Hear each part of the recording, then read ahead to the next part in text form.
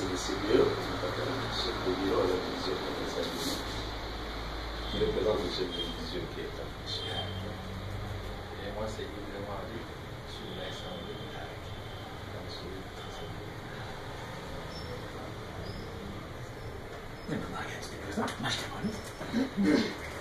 Malheureusement, je suis pas là. C'est Madame Marianne. Nous sommes représentés le directeur qui a été empêché. Je suis CSA. Madame Oudarmine, les escamps qui représente le chef d'antenne qui est empêché. Je suis sous-chef de service chargé d'études et des relations avec les institutions. Merci beaucoup, madame. Moi, j'avais commencé par moi-même. Pourquoi je peux Voilà. Donc, cette rencontre, celle d'aujourd'hui, ce n'est qu'un premier pas. Parce que, en fait, après avoir réfléchi en profondeur, nous nous sommes dit que nous devons maintenir un climat d'intérêt. Nous devons susciter l'intérêt autour de la question de l'exploitation des pierres de couleur. Donc, et pour les susciter, on doit vraiment travailler au niveau local et avec les services. Donc ça, c'est pour dire que non, on commence aujourd'hui. Donc, s'il vous plaît, donc chaque fois que vous verrez qu'il y a une communication, qu'il y a une réunion qui doit se faire par rapport à ça, répondez présent. Parce que moi, je veux faire voir au monde que il y a l'intérêt. Parce qu'en fait, on dit que non, c'est la RDC qui ne veut pas formaliser l'industrie des pierres de couleur en Afrique. Donc, l'État ne veut pas. Vous comprenez un peu. Moi, je trouve que c'est une accusation trop grave. Donc, mais pour moi, ce n'est pas le cas. Il y a juste une question d'intérêt. Il y a juste une question de mobilisation, de communication seulement. Parce que je sais que pour notre gouvernement, avoir une industrie de pierres de couleur développée, écoutez, ça fait entrer de l'argent dans le trésor public. Ça produit, ça crée du travail pour les citoyens. Ça produit la richesse pour notre économie. Donc, et aujourd'hui, on est en train de voir, par exemple, pour le cas de l'industrie de 3T, même l'or, où les prix sont en train de galoper. Hein? Donc, ce n'est pas stable. Alors que si on avait l'industrie aussi des pierres de couleur, ça peut faire du bien. Donc, même si les 3T ne marchent pas, les pierres de couleur marchent bien, on continue à faire entrer l'argent dans les trésors publics. On perçoit taxes, on perçoit redevances, on perçoit frais et tout le reste. Donc, voilà, c'est en fait ça pour nous notre motivation. En fait, nous allions aborder notre premier sujet, notre premier point. Nous savons que tout le monde vient faire ici des rapports sur l'or, sur la fiscalité, sur les violations des droits humains. Mais personne n'a regardé autour de l'exploitation, de la commercialisation de pierres de couleur. Personne n'a regardé là-bas. En fait, qu'est-ce qui a fait que non, aujourd'hui, nous ayons ces rapports ici? Là, nous sommes en 2015. Déjà à partir de début 2015, je faisais trop de bruit au niveau du MSG de l'OCDE pour qu'on essaie un peu de s'occuper aussi de la question des pierres de couleur. Parce qu'en fait, on n'en parlait pas. On était même prêt à intégrer les textiles, même l'huile de palme, on peut l'intégrer dans la dynamique de l'OCDE. Mais personne ne parlait de pierres de couleur. Alors, au mois de mai, j'avais défendu en fait cette idée bec et ongle. Et j'avais été surpris de voir que non, les amis de la Tanzanie ne voulaient pas en fait. Ils ont dit, mais écoutez, il n'y a pas trop de potentiel au Congo. Alors que je sais que non, chaque fois qu'il y a leur foire d'Arusha, les gens viennent d'ici avec des pierres de couleur qui vont les exposer là-bas. Et moi j'ai dit, écoute messieurs, moi je pense, pour nous, c'est une opportunité. Et nous devons y aller. Et c'est là qu'il y a une petite dame comme ça, pas très longue, une blanche, elle dit, monsieur, voici ma carte, je suis très intéressé par ce que vous venez de dire. Et voilà, c'est ce qui a donné lieu à ces rapports ici. Parce qu'au moins, il y avait aussi des gens qui commençaient à comprendre qu'il y avait du potentiel en RDC. Pour moi, il faut démontrer qu'il y a du potentiel en RDC. C'est ça, il y a du potentiel en RDC. Donc on commence d'abord par là. Effectivement, il y a du potentiel. mais un potentiel qui n'est pas mis en valeur, qu'on ne connaît pas. Alors moi j'ai trouvé qu'il y avait en fait une sorte d'hypocrisie de la part du marché international. Excusez-moi pour le terme, il y a une hypocrisie. Et cette hypocrisie consiste à quoi? Ils préfèrent fermer les yeux, sachant que nous, tout vient de la RDC, ils vont le récupérer ici. À Dar es Salaam pour le cas des pierres de couleur, à Nairobi, au Mozambique. C'est vrai au Mozambique il y a des pierres de couleur, mais de bonne qualité, ça vient du Congo, ça vient du Nord Katanga. Mais ils les savent. Mais compte tenu en fait du climat d'affaires qui est ici chez nous catastrophique, infernal, ils préfèrent rester là-bas. Alors j'ai défendu cette idée-là. Et là, ce rapport ici a eu pour objectif de démontrer qu'il y avait du potentiel en RDC et que surtout l'opportunité est grande de mettre en place une chaîne responsable qui réponde en fait, qui respecte les guides de l'OCDE. Parce qu'en fait, ça c'est mon objectif.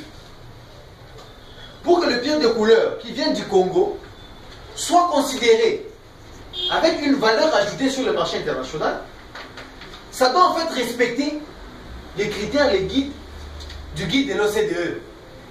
Donc on doit mettre en place une chaîne sur laquelle on fait un monitoring, on doit vérifier qu'il n'y a pas de violation des droits humains, on doit s'assurer qu'il n'y a pas de perception des frais illicites sur la chaîne, ainsi de suite. Et que ça n'appuie pas aussi les conflits ici au niveau local.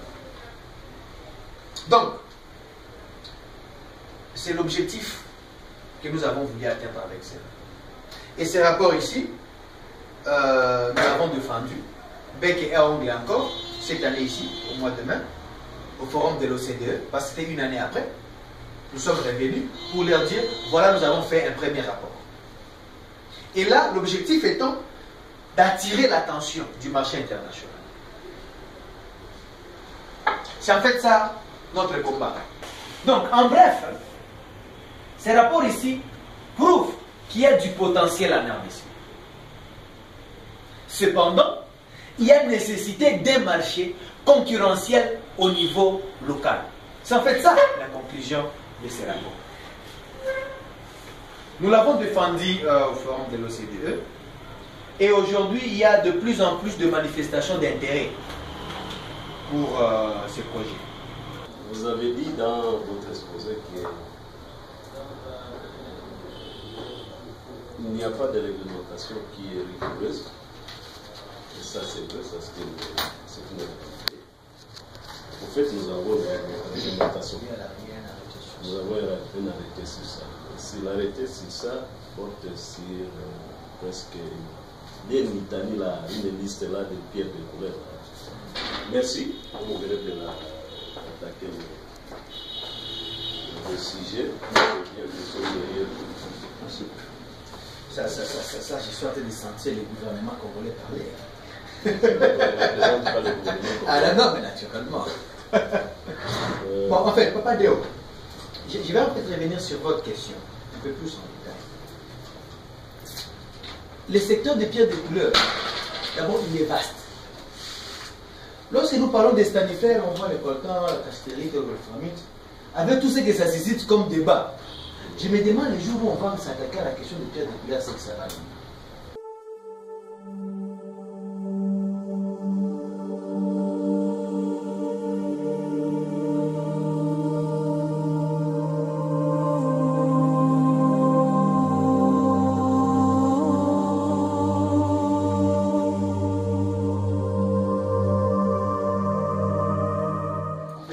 Nous avions commencé par une présentation du potentiel. Il faut démontrer d'abord qu'il y a des potentiels et que ces potentiels-là peuvent être mis en valeur. C'est en fait ça l'objectif que nous avons poursuivi pour la réalisation de cette étude. Et nous avons défendu en fait l'idée depuis mai 2015 à l'OCDE. Et en 2016, on a encore défendu l'idée. Et ces rapports ici, ça j'aimerais en fait vous apporter ces informations. Ces rapports ici ont été largement publiés dans les réseaux sociaux, dans les réseaux de l'industrie des pierres de couleur dans le monde, sur Twitter et partout. Et tout le monde était étonné. Il y avait même des gens qui étaient juste étonnés d'apprendre qu'il y avait de la tourmaline en RDC. Parce que personne ne le savait. Donc la référence en Afrique pour les pierres de couleur, c'est la Tanzanie, le Mozambique, un peu la Zambie, beaucoup plus le Madagascar. Alors que ce qu'il y a ici, personne ne le sait. Et c'est le premier rapport ici consistait à enlever cette confusion-là dans la tête des parties prenantes. Et surtout, nous avons ciblé l'industrie. Parce qu'il fallait beaucoup travailler avec l'industrie. Alors, comme j'avais, quand j'étais en train de parler de cette excellence, nous avons aussi abordé une autre conclusion très importante, c'est en fait la situation du trafic transfrontalier. Aujourd'hui, nous voyons ici, par exemple, il n'y a presque pas de structure d'achat. Il n'y a pas de structure d'achat, en fait, ici chez nous. Mais si vous allez juste ici à Gisenyi, nous avons déjà identifié 12 structures d'achat. Et qui achètent nuit et jour. Et ceux qu'ils achètent là viennent d'ici. Tandis que nous, ici, nous n'avons pas la capacité, nous n'avons pas de structures d'achat installées ici au niveau local. Et là, ça pose encore un autre problème. Donc, la RDC, qui produit, la RDC ne gagne rien. Ni en termes de taxes, ni en termes de redevances, ni en termes de frais. Rien n'est gagné. C'est en fait ce qui pose, qui fait en même temps mal et qui nous encourage, nous aussi, à travailler encore davantage, à continuer à être plus têtus pour faire toujours du bruit, pour qu'on attire l'attention des décideurs, surtout au niveau politique. Voilà. L'hémorragie financière est comme la RDC, mais pour sauver pour protéger nos ressources à la fois. Il ne faut pas que ce soit les autres pays qui, à la limite, une fois avoir vidé nos carrières, nous-mêmes la guerre. Et on en bénéficie même. On n'en bénéficie même pas. Je pense que c'est important. Avant que vous l'exprimiez, j'avais déjà à l'esprit que c'est utile qu'on puisse lancer une éducation de ces thèmes. Sur le plan institutionnel, je crois que c'est utile qu'il y ait une éducation. Soit il se prend en charge, il visite la RDC, ou alors, si c'est possible, il lui assure un certain appui pendant ce séjour. Mais d'emblée, comme j'ai déjà son adresse sur tout est l'excellence. On peut le faire lui-même, vu qu'on a pris connaissance de ses activités à partir de lui. Et que nous avons des activités similaires en RDC, que souhaiterait que ce qu'il a fait au Madagascar, il le fasse chez nous, qui voit à quelle modalité il peut le faire chez nous. Je peux déjà le faire. L'excellence, c'est comme si vous êtes l'ange du Seigneur. Vous êtes l'ange du Seigneur qui est descendu avec la lumière divine. Excellence, laissez-moi vous faire mes éloges déjà parce que il n'y a que ça. Vous savez, il y a de ces gens qui ne comprennent pas le vrai défi que nous avons. Et c'est rare de trouver des gens qui comprennent en fait ce qui est en train de se passer. Et si vraiment vous faites ça, ça serait un coup de pouce. Parce que ça sera non seulement une appropriation par l'autorité politique de la province, et tous nous savons, Bukavu, ça se développe. Même ce qui vient de nous passe toujours à Goma. Ce qui vient de Rwanda passe toujours à Goma. Donc il faut vraiment, comme vous l'avez dit, que le Nord Kivu soit les pionniers. Et on va entraîner maintenant les autres provinces. On va même implémenter cette expérience-là, même dans la province de Tanganyika, même au Sud Kivu. On va travailler, mais il faut qu'il y ait un pionnier. Et cela, je serais vraiment très fier que ce soit notre chère province qui puisse être ces pionniers-là. En tout cas, Excellence, nous vous remercions infiniment déjà pour cette idée. Rien que pour cette idée-là, Excellence, nous vous en remercions. Les deux provinces, Sud Kivu et Nord Kivu, quand il faut canaliser et mettre ensemble. Donc, je ne sais pas ici la faisabilité, je ne sais pas comment est-ce que vous l'avez pensé. Est-ce que la faisabilité peut être effective avec de minerais qui proviennent d'une province à une autre.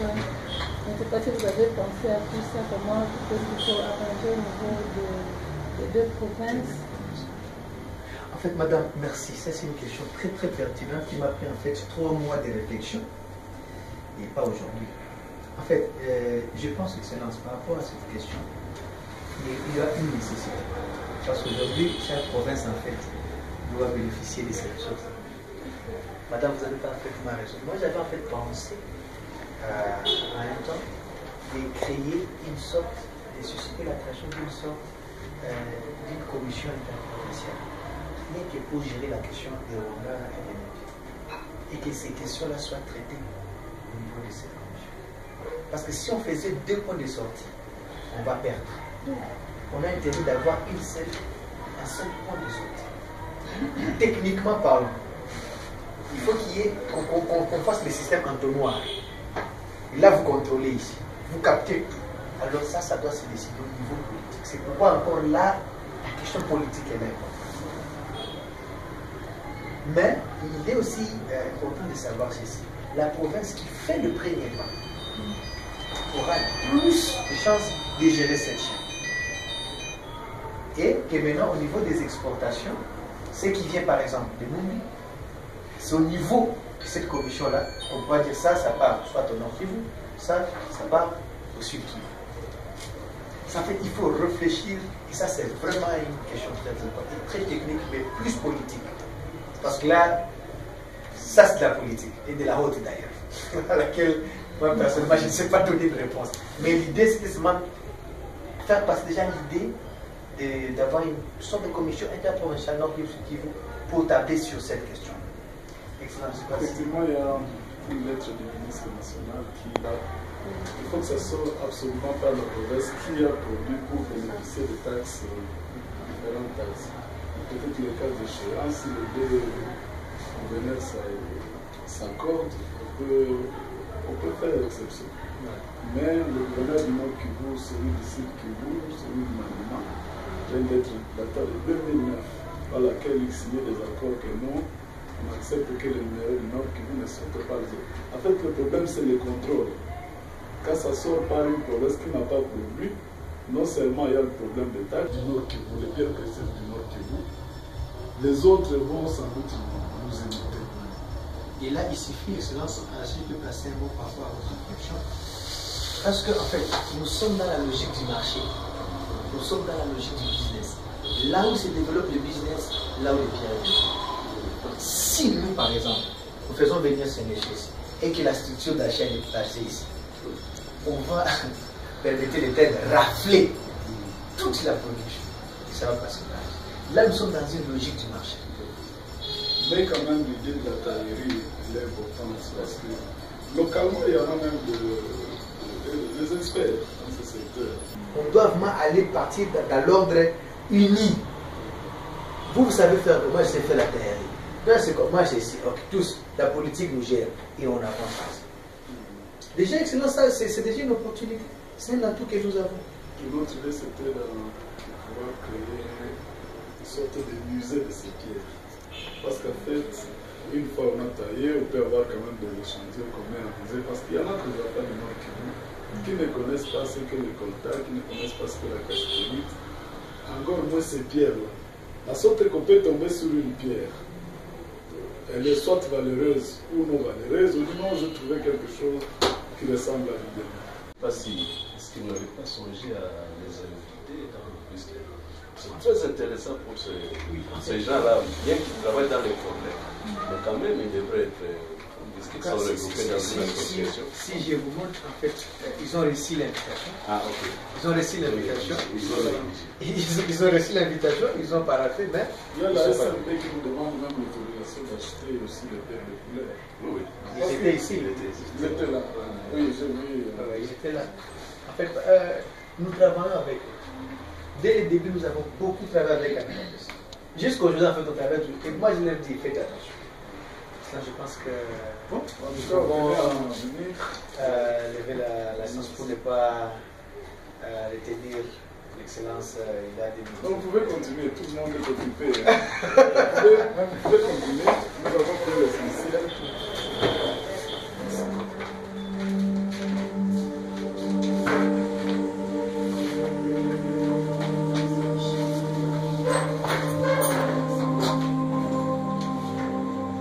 Excellence.